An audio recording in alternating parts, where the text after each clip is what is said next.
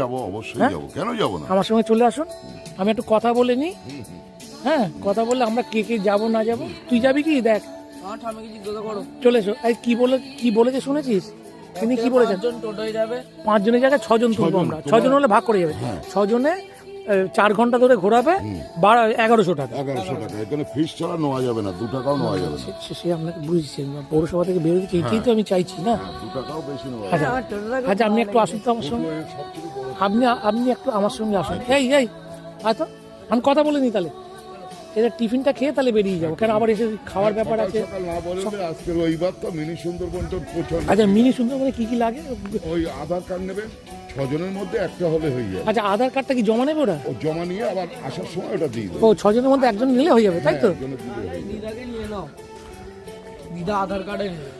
তাহলে একজন আধার কার্ড দিয়ে দিবি। আচ্ছা তো তোদের এখন ঘুরে এসে আমাদের আমাদের আধার টিফিনটা কার্ড নেই। খাবেন, তাহলে আরো সুন্দরভাবে ঘুরতে পারবেন। কি